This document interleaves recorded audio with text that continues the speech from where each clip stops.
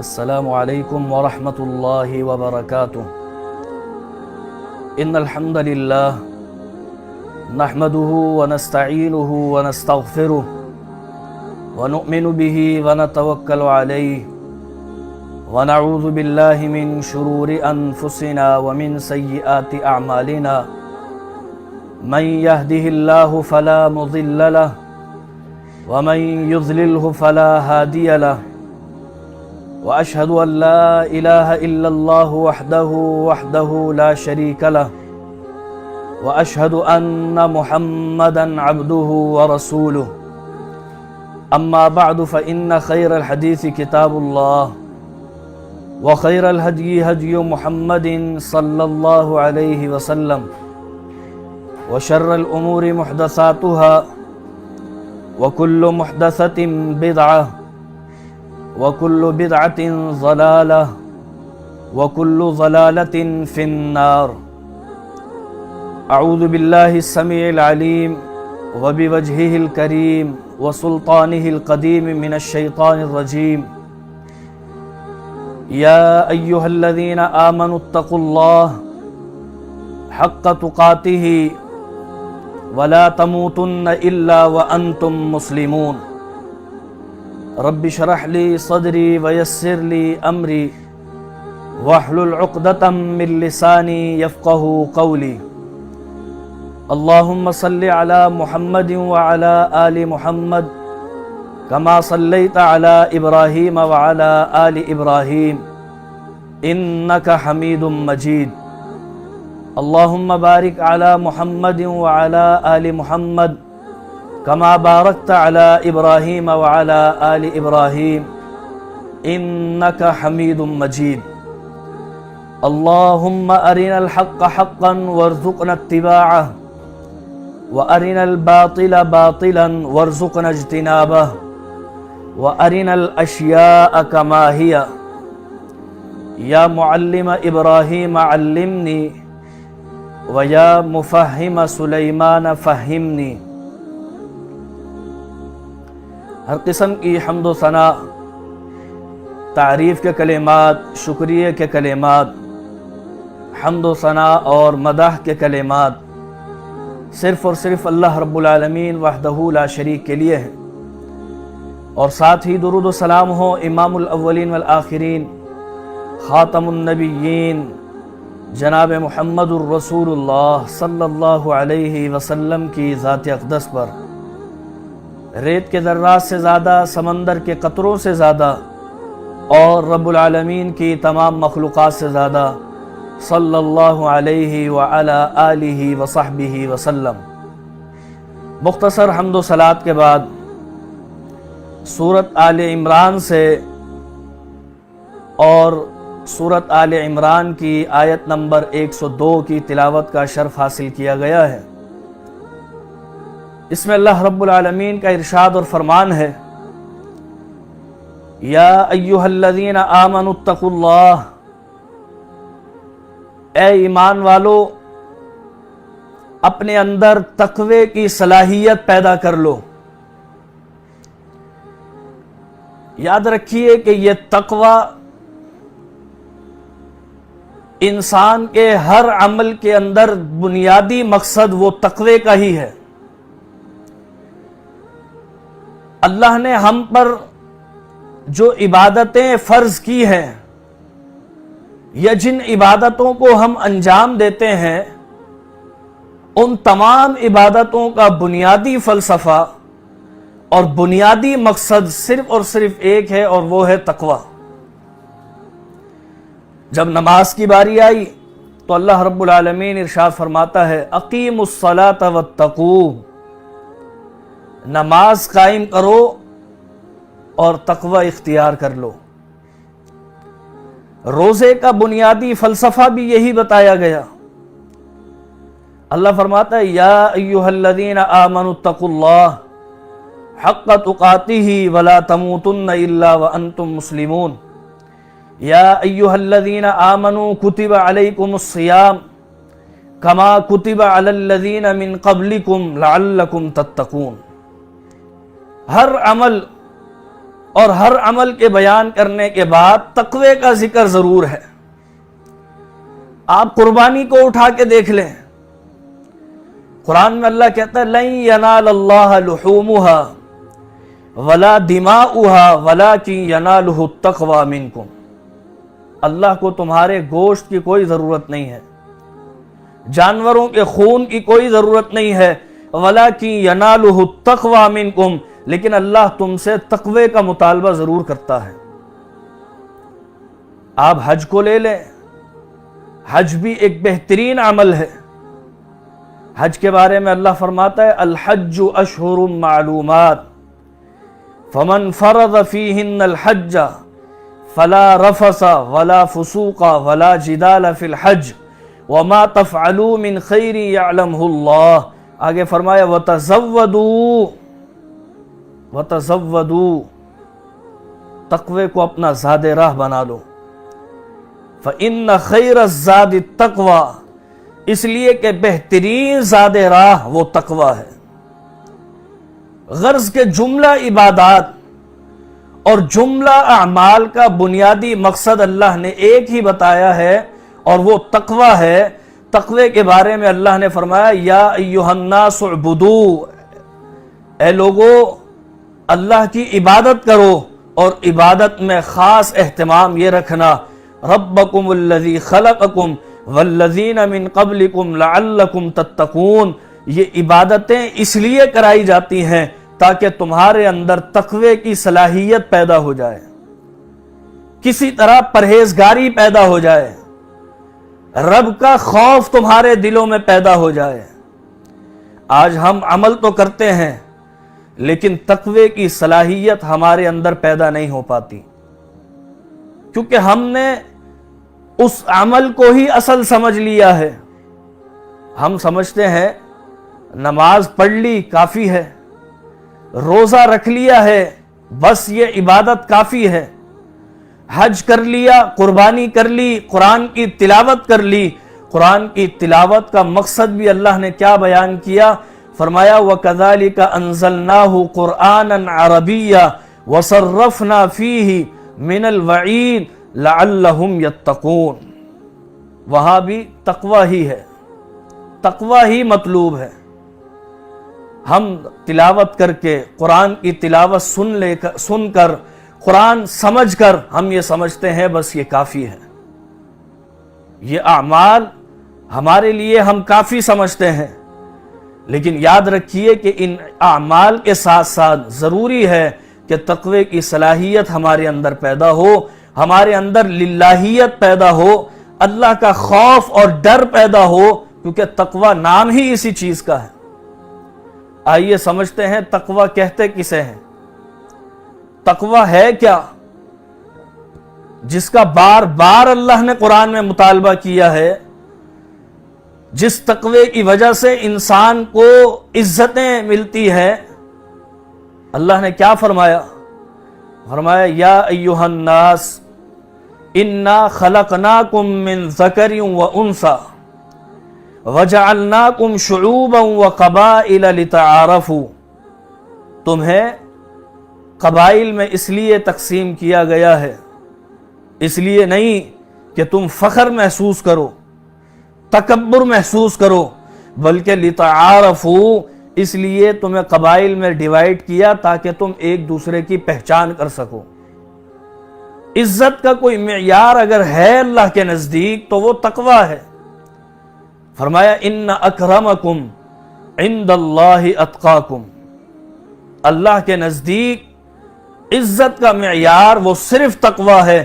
اگر تم چاہتے ہو کہ اللہ کے ہاں تمہیں مقام، مرتبہ اور شرف مل جائے، اپنے اندر تقوی کی صلاحیت پیدا کر لو۔ سیدنا عمر فاروق رضی اللہ تعالی عنہ نے تقوی کے حوالے سے سیدنا ابی بن کعب رضی اللہ تعالی عنہ سے سوال کیا کہ تقوی کسے کہتے ہیں؟ سیدنا ابی بن کعب نے بڑی بہترین مثال سے سمجھایا۔ فرمایا کیا آپ کبھی کسی دشوار گزار راستے سے گزرے ہیں کہ جس کے دونوں طرف کانٹے ہی کانٹے ہوں؟ آپ اس راستے پر کس طرح گزرے تھے؟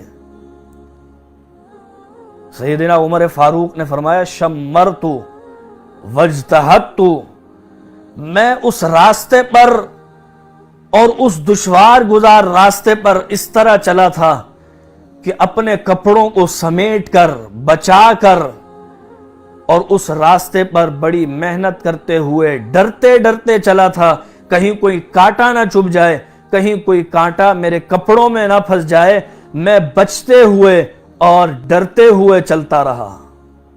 فرمایا فذالک التقوی، یہی تو تقوی ہے کہ زندگی اس طرح گزاری جائے کہ اللہ کا خوف ہمارے دلوں میں ہو، زندگی ایسے گزاری جائے، گناہ سے بچ بچ کر زندگی گزاری جائے، یہ تقوی ہے۔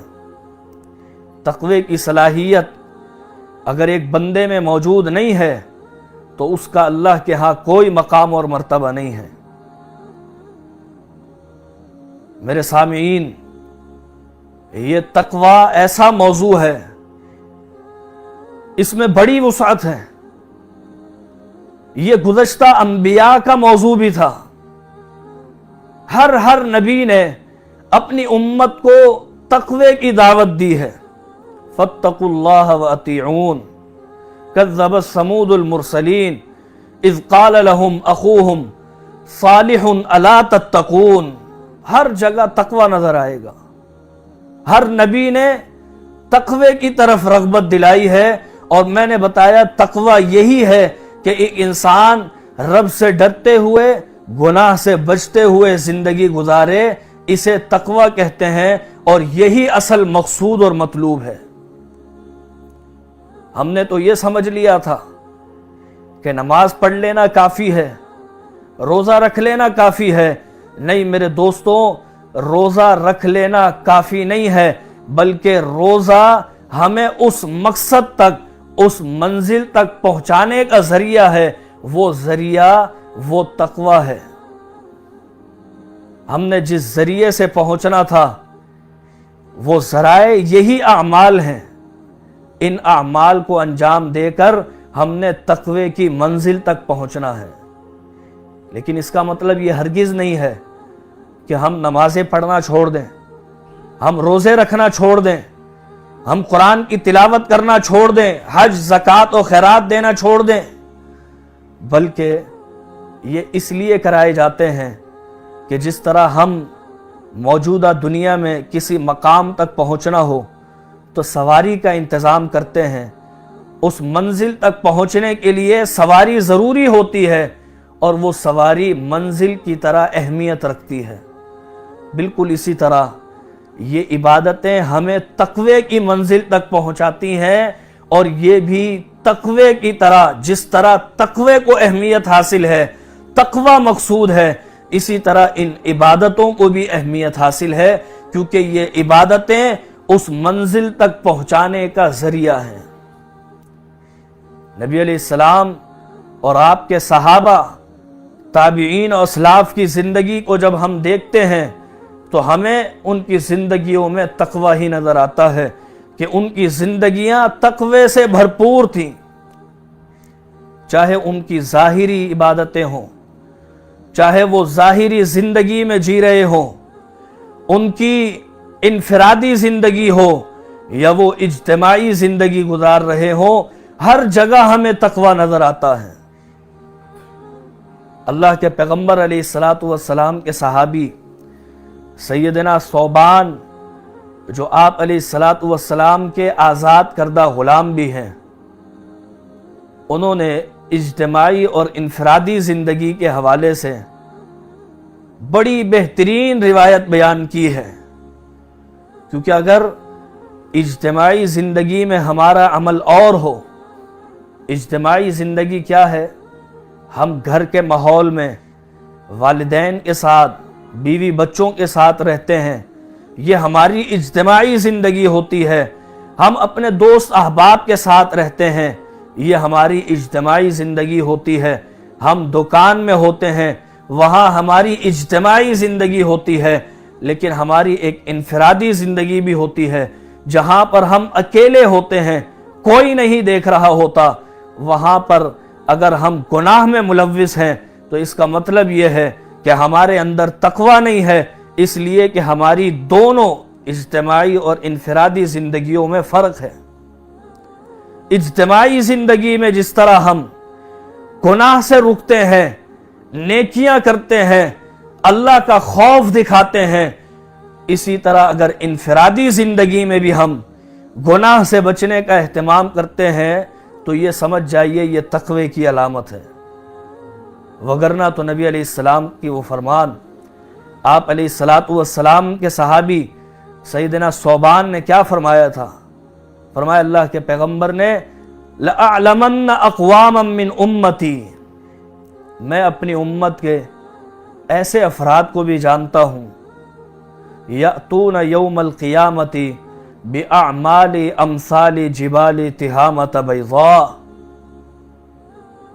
وہ کل قیامت کے روز اللہ کی بارگاہ میں تہامہ پہاڑیوں کے برابر اعمال لے کر آئیں گے۔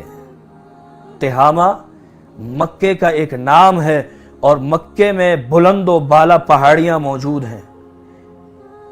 نبی علیہ السلام نے فرمایا مکے کے پہاڑوں کے برابر ان لوگوں کے اعمال ہوں گے، فَيَجْعَلُهَا اللَّهُ تَعَالَى هَبَاءً مَنْثُورًا، اللہ رب العالمین ان کے اتنے زیادہ اعمال کو جو پہاڑوں کے برابر تھے، اللہ انہیں راکھ کی طرح، دھول کی طرح اڑا دیں گے۔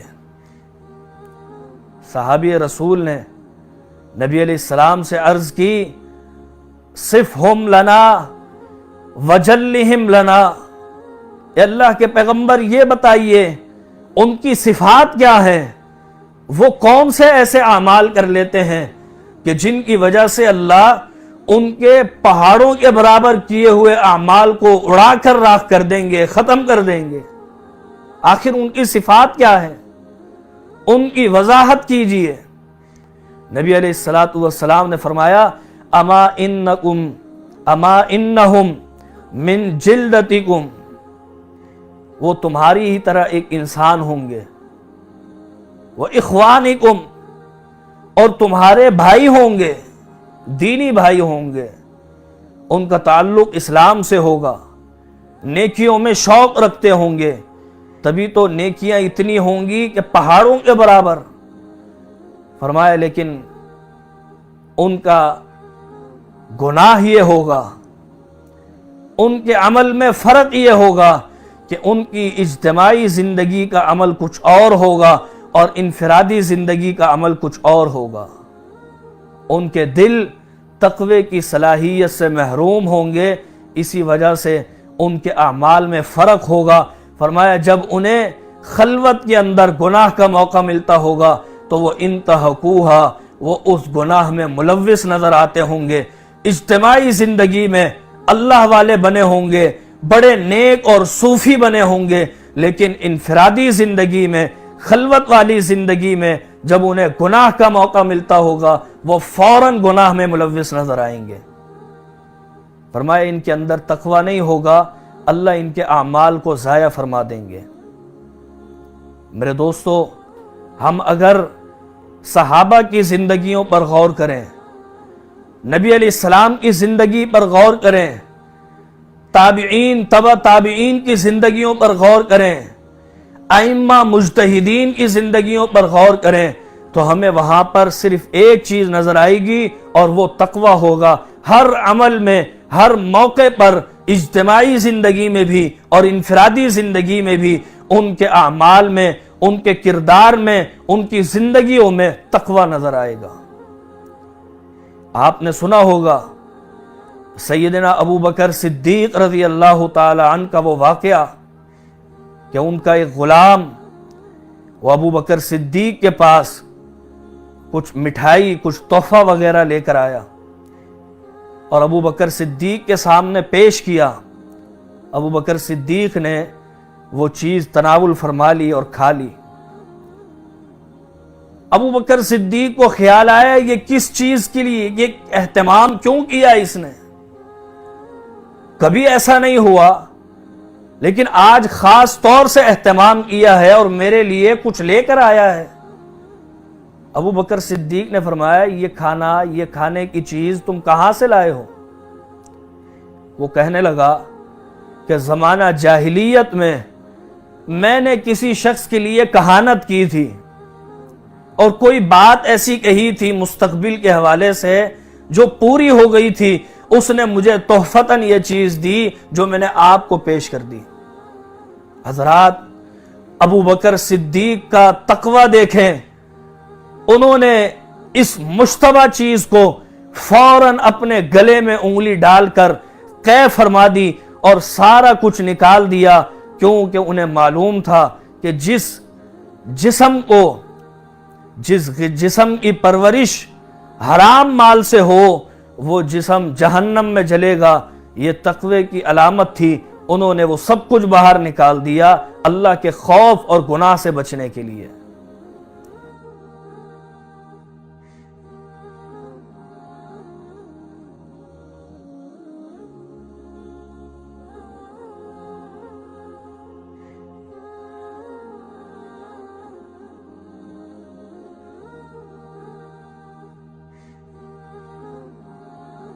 دور دراز کے سفر پر نکلتے تھے،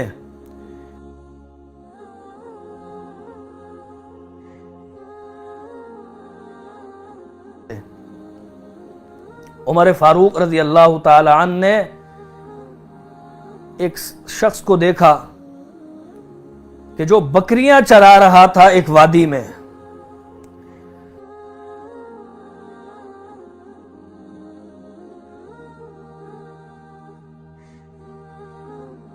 ضرورت تو پوری نہیں کرنی، میرے ذمے کوئی کام تو نہیں ہے کہ میں اسے انجام دے دوں۔ ان لوگوں کا آڈٹ کرتے تھے، ان لوگوں کا احتساب کرتے تھے۔ سیدنا عمر فاروق نے اس شخص سے پوچھا یہ بکریاں کس کی ہیں؟ وہ غلام، زرخرید غلام تھا کسی کا، کہنے لگا یہ فلاں شخص کی ہے اور وہ فلاں بھی صحابی رسول ہے۔ سیدنا عمر فاروق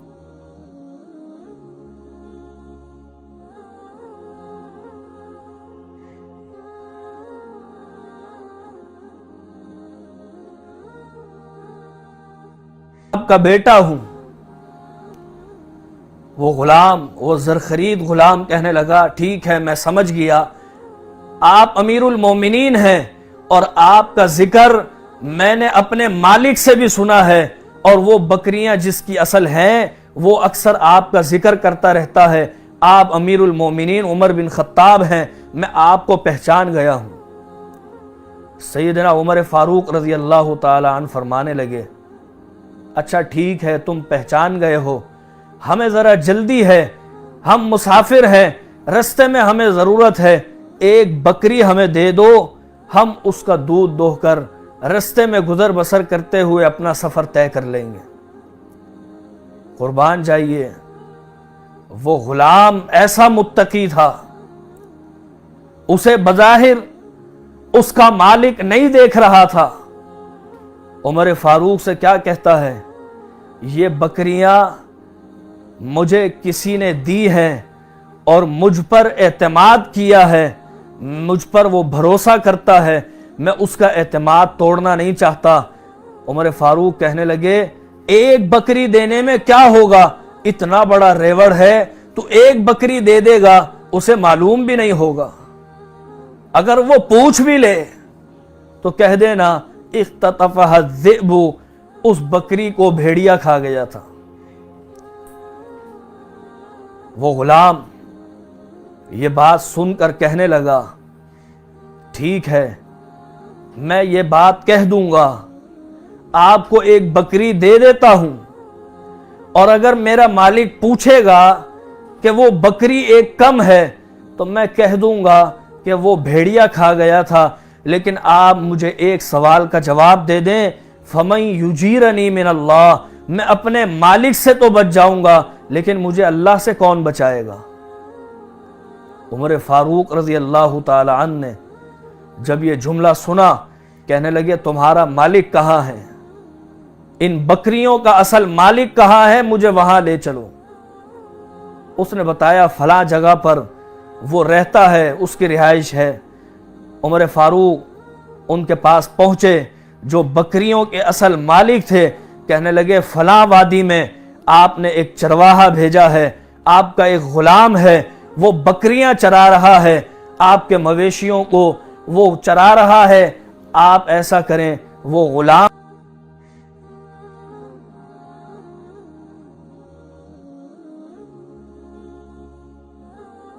قیمت پر وہ بکریاں بھی اور وہ غلام بھی عمر فاروق کے ہاتھوں فروخت کر دیا۔ عمر فاروق فرمانے لگے آپ ہمارے ساتھ چلیں اس غلام تک اور اسے یہ بتا دیں کہ آج کے بعد عمر فاروق کے تم غلام ہو، میں نے تمہیں بیچ دیا ہے اور یہ بکریاں بھی انہی کی ہیں۔ پہنچے اس غلام تک اور اسے یہ خبر دی کہ آج کے بعد تم میرے غلام نہیں ہو بلکہ عمر فاروق کے غلام ہو، اور یہ بکریاں بھی انہوں نے خرید لی ہے۔ عمر فاروق رضی اللہ تعالی عنہ فرمانے لگے تم نے سن لیا کہ انہوں نے کیا کہا ہے؟ کہنے لگا ٹھیک ہے، آپ حکم دیں، میں آج سے آپ کی غلامی میں آ گیا ہوں، آپ جو کہیں گے وہ کروں گا، بتائیں یہ بکریاں کس وادی میں لے جانی ہیں؟ سیدنا عمر فاروق رضی اللہ تعالی عنہ نے اس موقع پر اس کے تقوی کو دیکھ کر عمر فاروق نے فرمایا اے غلام، تیرے اندر تقوی تھا،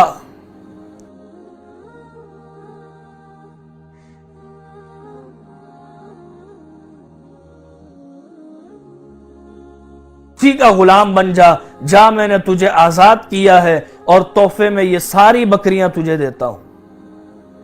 حضرات، یہ ان لوگوں میں تقوی کی صلاحیت تھی۔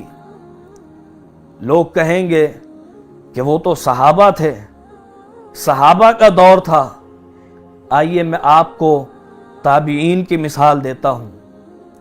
عمر فاروق عروہ بن زبیر رضی اللہ تعالی عنہ، جو سیدہ عائشہ رضی اللہ تعالی عنہ کے بھانجے ہیں اور نبی علیہ السلام کے پھوپھی زاد بھائی سیدنا زبیر کے بیٹے ہیں، اور سیدہ عائشہ کی بڑی بہن سیدہ اسماء کے صاحبزادے ہیں، ابو بکر صدیق کے نواسے ہیں۔ ایک موقع پر عبد الملک بن مروان نے ان کی دعوت کی اور یہ ملک شام پہنچے تو عبد الملک بن مروان نے ان کی بڑی مہمان نوازی کی اور انہیں شاہی استبل دکھایا، اپنے گھوڑے دکھائے۔ اس استبل میں وہاں انہیں کسی کیڑے نے کاٹ لیا اور وہ اتنا موذی تھا کہ اس سے ان کی ٹانگ میں کینسر کا مرض لاحق ہو گیا۔ ایک بہت بڑا پھوڑا نکل آیا کہ جس کا علاج ممکن نہیں تھا اس دور میں۔ سیدنا عروہ بن زبیر نے بڑا علاج کروایا، ایک حکیم کے پاس پہنچے، اس حکیم نے کہا میرے پاس اس کا علاج ہے، لیکن اس کا علاج یہی ہے کہ آپ کی ٹانگ کاٹنی پڑے گی، اسی طرح اس کا علاج ہے، ورنہ یہ زہر سارے جسم میں پھیل جائے گا اور وہ زیادہ نقصان کا باعث ہوگا۔ عروہ بن زبیر فرمانے لگے ٹھیک ہے، ٹانگ کاٹنی ہے، کاٹ دو۔ کہنے لگا ٹانگ کاٹتے ہوئے بڑی تکلیف ہوگی، آپ ایسا کریں شراب کا ایک گلاس پی لیں اور شراب کچھ پلا دیتے ہیں آپ کو تاکہ تکلیف کم ہو۔ اس لیے کہ ٹانگ کاٹنا یہ کوئی معمولی آپریشن نہیں ہے، اس میں بے ہوش کرنا پڑتا ہے، اس میں سن کرنے کی دوائیاں دینی پڑتی ہیں۔ اس دور میں علاج ہی یہی تھا۔ انہوں نے کہا شراب پینی پڑے گی، اور وہ بن زبیر کہنے لگے اگر میں نے شراب پی لی اور اسی حالت میں موت آ گئی، میرا آخری وقت آ گیا، میں اللہ کو کیا جواب دوں گا؟ عروہ بن زبیر کہنے لگے بغیر شراب کے ٹانگ کاٹو۔ عروہ بن زبیر ان کی ٹانگ کاٹ دی گئی اور ٹانگ کاٹنے کے دوران زبان پر تسبیح اور تحلیل کے کلمات جاری تھے، اللہ کے ذکر سے زبان معطر تھی۔ ٹانگ کٹ گئی، جب داغا گیا خون کو روکنے کے لیے، خون بہہ رہا تھا، اس خون کو روکنے کے لیے دباغت دی گئی تو عروہ بن زبیر تکلیف کے مارے بے ہوش ہو گئے۔ نبی علیہ الصلوۃ والسلام کے سیدہ عائشہ رضی اللہ تعالی عنہ کے یہ بھانجے ہیں، جب ہوش میں آتے ہیں تو اپنے بچوں سے کہتے ہیں وہ ٹانگ کٹی ہوئی لے آؤ میرے پاس۔ ٹانگ لائی گئی، اپنے ہاتھ میں وہ ٹانگ لے کر اسے مخاطب کر کے کہتے ہیں والذی حملنی علیکی لیعلم انی ما مشیت بک علی معصیت، اس ذات کی قسم کہ جس کے ہاتھ میں عروہ کی جان ہے، تو جانتی ہے اے ٹانگ میں تجھ پر کبھی بھی غلط راستے پر چل کر نہیں گیا۔ کہ ہم میں سے کسی شخص میں اتنا تقوی ہے کہ وہ اپنے اعضائے بدن سے، اعضاء و جوارح سے یہ کہہ سکے کہ تو گواہ ہے میں نے تجھ سے یہ گناہ نہیں کیا، اپنے ہاتھوں کو مخاطب کر کے کہے، اپنی ٹانگ کو، اپنی آنکھوں کو، اپنی زبان کو مخاطب کر کے کہے۔ کسی میں اتنا تقوی نہیں ہے۔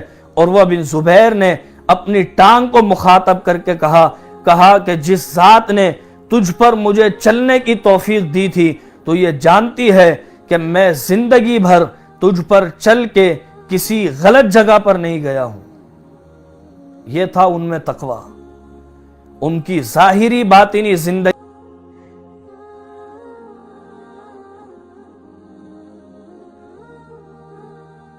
کرتے تھے، اس عبادت کا سبق بھی یاد کرتے تھے۔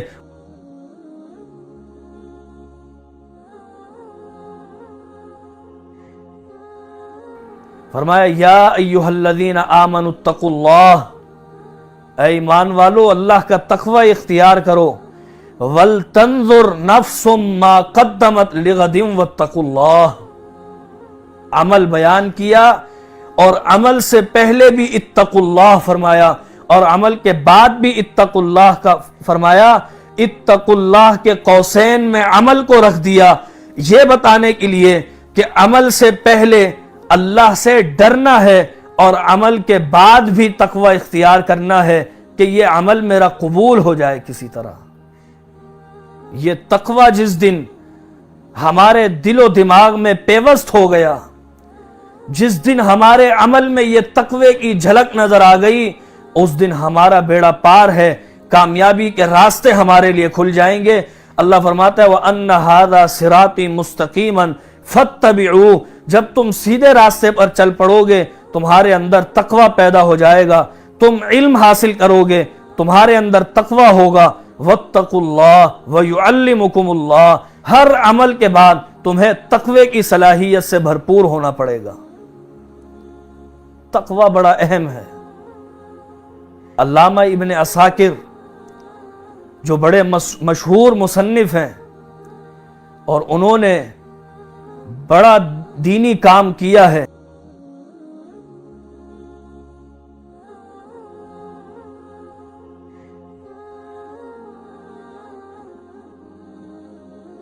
ابن عساکر کے نام سے ہے، جسے تاریخ دمشق بھی کہا جاتا ہے۔ وہ اتنی ضخیم کتاب ہے کہ اس کی جلدوں کو اگر گنا جائے تو 120 جلدیں ہیں۔ یہ ابن عساکر ہم جیسے ہی ایک انسان تھے، بلند پایا محدث اور بڑے بہترین محقق تھے، تصنیف و تالیف میں بڑے آگے تھے۔ ابن عساکر کا جب انتقال ہوا اور محلے کی مسجد میں ان کا جب جنازہ رکھا گیا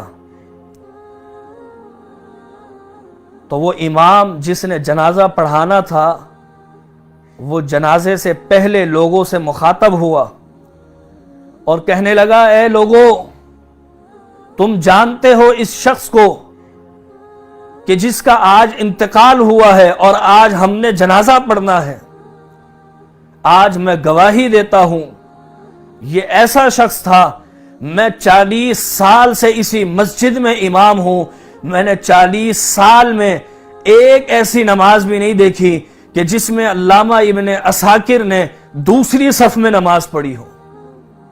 میرے دوستو، یہ تقوی ہوتا تھا، عمل کے اندر تقوی کی جھلک نظر آتی تھی، اور اس تقوی کی گواہی لوگ دیا کرتے تھے کہ یہ فلاں شخص ایسا متقی ہے کہ اس نے نماز کبھی بھی دوسری صف میں نہیں پڑھی۔ وہ امام کہتا ہے 40 سال میں اس مسجد میں امام رہا ہوں اور آج اس شخص کا جنازہ پڑھا رہا ہوں، 40 سال میں ایک نماز بھی میں نے ایسی نہیں۔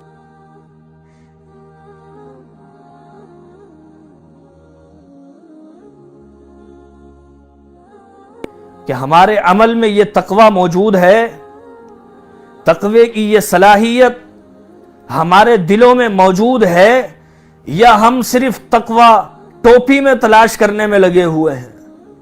کوئی تقوی پائنچوں میں تلاش کرتا ہے، کوئی تقوی داڑھی میں تلاش کرنے میں لگا ہوا ہے۔ نبی علیہ الصلوۃ والسلام نے تقوی کا جو محل بتایا ہے، تقوی کا محل وقوع وہ دل ہے۔ آپ علیہ الصلوۃ والسلام کی ایک حدیث میں یہ وضاحت ہے، فرمایا الا ان فی الجسد مضغۃ،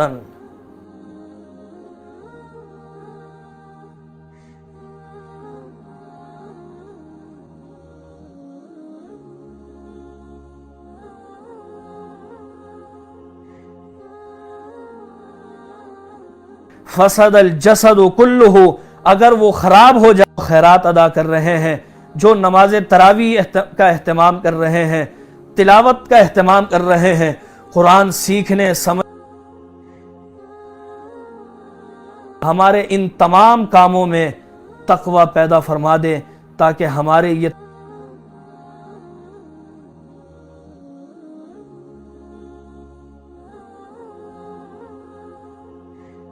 العالمین